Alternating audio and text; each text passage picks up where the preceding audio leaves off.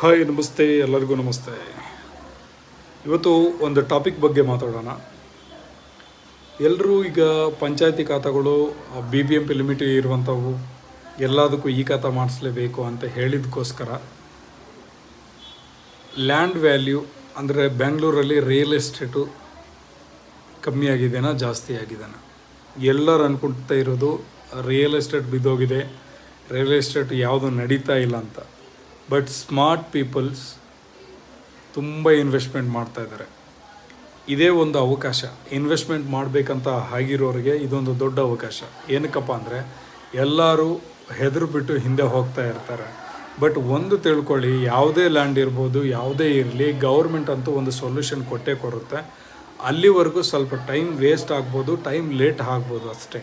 But 100% real estate ಯಾವತ್ತೂ effect ಆಗೋದಿಲ್ಲ. ಯಾಕಂದರೆ ರಿಯಲ್ ಎಸ್ಟೇಟಿಂದನೇ ಗೌರ್ಮೆಂಟಿಗೆ ತುಂಬ ರೆವೆನ್ಯೂ ಜನ್ರೇಟ್ ಆಗುತ್ತೆ. ಅವರು ಅವ್ರಿಗೆ ಈ ಥರ ಪ್ರಾಬ್ಲಮ್ ಯಾರು ಮಾಡ್ಕೊಳೋದಿಲ್ಲ.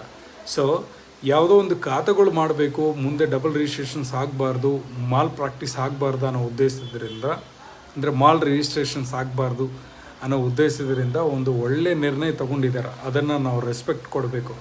ಈಗ ಸ್ವಲ್ಪ ಜನಕ್ಕೆ ಅದು ಟ್ರಬಲ್ ಆಗ್ತಾ ಇರ್ಬೋದು, ಬಟ್ ಅದು ಫ್ಯೂಚರಲ್ಲಿ ತುಂಬ ಹೆಲ್ಪ್ ಆಗುತ್ತೆ.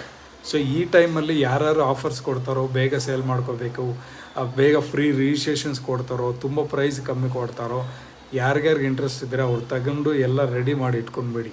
ಲೇಔಟ್ಸಲ್ಲಿ ಇರ್ಬೋದು, ಯಾವುದೇ ಲೊಕೇಶನಲ್ಲಿ ಇರ್ಬೋದು.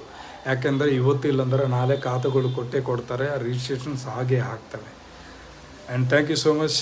ಇಂಥ ವೀಡಿಯೋಸ್ಗೋಸ್ಕರ ಪ್ರಸಾದ್ ಪ್ರಾಪರ್ಟೀಸ್ನ ಚಾನಲ್ನ ಸಬ್ಸ್ಕ್ರೈಬ್ ಮಾಡಿ, ಲೈಕ್ ಮಾಡಿ, ಶೇರ್ ಮಾಡಿ, ಫಾಲೋ ಮಾಡಿ. Thank you so much.